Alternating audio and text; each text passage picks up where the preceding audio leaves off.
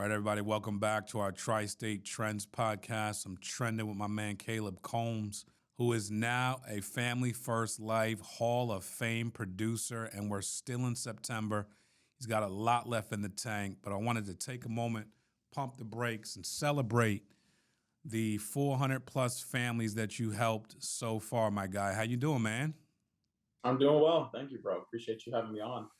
Dude, you've been, you know, very inspirational for a lot of reasons. Number one, you've had a head on your shoulders from day one. I think you started us when you were like 19. You're still obviously very young, and you've only got more serious about your passion towards business, towards, your business. You've now hit the Hall of Fame with a lot of time left. You have a company that's growing, where this looks like it's going to be a record month for you, over 300 families. That's pretty awesome. But when you think about the Hall of Fame with this much time to go, how does it make you feel, bro? Feels good. Feels good. I remember telling you last year what my goal was, and I didn't quite hit it. I fell short a little bit last year. And then this year, I remember coming in, I was like, there's absolutely no reason it's not going to happen. So, I mean, Hall of Fame was nice to hit, but when I hit it, I wasn't, my mind was there. I was like, this was great, but I wasn't celebrating to the point because I'm still not at that point, right? I might not have hit it last year, but I know this year I got a bigger goal. So it was like that halfway mark. So it was pretty good, pretty big deal that I was able to hit. I was excited about that, but I ain't finished. I love it. This your first year in the Hall? It is, yep. Well, you're down in the red jacket now. I mean, look, I think as a producer who's serious about their goals, serious about their personal production, getting the red jacket behind you is a really cool thing. You know, it really is validation for how hard you work, the way you plan and prepare. Because would it be fair to say, Caleb, you can't hit the Hall of Fame without planning and preparing? 100%. Yeah, no, I agree. So talk to us a little bit about you. Like you said, you came into this year, you said, there's no way I'm not going to hit this. That means everything you did, leads, schedule, planning, preparation, focus, work ethic, was all dialed in under the guise of there's no way I'm not going to hit this. You now hit it. What went into that? Well, if you remember, bro, on our first call ever, I think I told you I tell everybody what I do. So if I fail, I look like an idiot. Year one, I was like, man, I'm going to crush Hall of Fame. I came in. I didn't start till like month three or month four when I actually started protecting, a significant amount of families every month. But I ended up failing by 70, 80 families. And I remember it was pretty upsetting because I knew there were some things that could have been fixed, some things that I could have done better, and I would have been able to hit Hall of Fame last year, would have been able to help more people. And so I came to this year, I think, with one, the motivation, knowing that ain't happening again. And so I remember, I think we did a call at the beginning of the year. I did one with Joe, and I was like, there's no reason I'm not going to hit it. By July, August, September, it will be done before the end of the year. I remember going down a list of goals, and I think what's changed the most was one, the accountability. I told all of you, I said, it ain't going to happen again. If I say it ain't going to happen again, believe me, Mark, it won't happen again. So I think that definitely there was some pressure there on myself. And I like to push myself in a corner. So that way I end up getting things done. But no, like you said, planning, organizing. I thought a lot more strategically this year about how I'm going to plan my schedule. I don't take off a week. If I go on vacation, I'm still working. I tell my wife all the time, I'm like, look, this job has brought opportunities that I can't get anywhere else. So I'm going to work 1-2 hours on our little vacation early in the morning. So by the time you wake up, we're good to go, do whatever we want. And I still worked. So I think being able to plan my schedule differently than I did last year, that's why I was able to hit Hall of Fame by September. That's so awesome. And now I know you're the king of the one call close. So not only is this, a focus on schedule, it's also a focus on urgency. 100%. How many days a week are you working on the selling? 6 days. So Monday to Saturday. If I haven't met my goal, I'm working Sunday afternoon before and after church. Got it. What is a typical like how many contacts are you looking for a day? Realistically, if we're going to talk about contacts as of 6, right? People, I'm actually having a full conversation. No. I want to talk to 8 to 10 people. No, I'll call those presentations. Presentations. I'm talking about people that pick up the phone. Okay. I mean, I'm looking for probably 20, 25 a day. I'm pretty good with closing them on the phone. If I can get them on there and I can get past the 35, 45 seconds of building rapport, right, I have a high close rate. Problem's getting people to answer the phone. Right. So people got to start picking up. But I mean, if I talk to 20, 25 people, I have no problem hitting my goal by the end of the week. How many? So did you say 6 to 8 presentations, or did you say 8 to 6 to 8 presentations? Yeah. Which is a strong number, right? Like that's going to give you a strong opportunity to make sales and help families. Yes. 100%. And that's per day. Yeah. Now, do you work up until the amount of presentations goal, or do you work a certain hour goal? I mean, I'm just working till I feel like I did a good job for the day.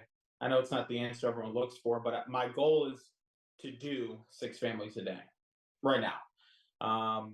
So if I've passed helping 6 families in the day, then, I'll be content. But if it's 3 p.m., I ain't done. So I'll work. Usually I do have a schedule. It's like 8 to 7, 8 to 8, and then I'll be done. But I've got to hit at least 6 families per day. That's so good. Out of 8 presentations, how many families you typically help? Around 7 to 8. So you show numbers 8 times, you got a very high ratio. Yeah. Okay, this is really good. All right, so there's something to that because I can talk to. If I had a lineup on the screen right now, I could talk to 10 people and not all would feel the same way you feel. What are you doing to create short-term goals, structure, and urgency? Sure. I mean, for starters, you mentioned the context, right? So if I get 25 people on the phone, doesn't mean I'm going to talk to all of them for 45 seconds. If I can build enough rapport with them, build in the value and why they need this within 30 to 45 seconds, and they trust me, there's no reason I can't help finish that conversation and protect the family. No reason at all. So I count a presentation personally if I get past the 45-second mark. Because I'm telling you, if I got someone who's just giving me objection after objection after objection within 30 seconds, I'm going to hang up the phone, throw them in the shredder, I'm not calling them again. I'm looking for the people who want this. I'll give a little push towards those who don't, but I'm also not wasting my time arguing for an hour anymore. I used to do that. I used to sit there and I argue my face off for like an hour and a half, put a policy in place. I thought that they wanted it, and 2 days later, charge back. So what I've done now to change it is, one, I'm figuring out that value. The client needs to know exactly why they need this, why they want this. And for me, it's the psychology of the sale.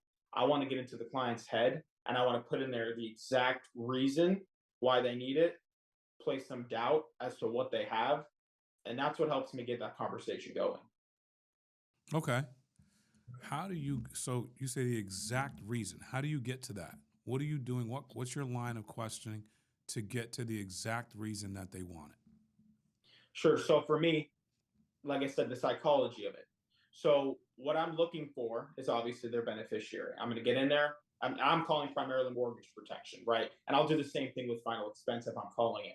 But with mortgage protection, I'm introducing myself. It literally takes me like 6 to 7 seconds. They ask again who I am. I'll say it again. And then I say, look, I'm just calling about the loan that you have. Did you get your policy packet in the mail? When I say that, I'm not giving them no, I don't want your insurance. No, I don't want to buy anything else. I'm asking them if they got a packet in the mail. They don't know what I'm calling about still. They tell me yes or no. I have the same response. I say, really, are you dying? I changed that. I didn't say that before. Now, every time they say, yes, I have it, I'll ask them the carrier, the cost, the coverage, the 3 C's, and then ask them if they're dying or not. They either laugh or they get mad at me. If they get mad at me, we're done.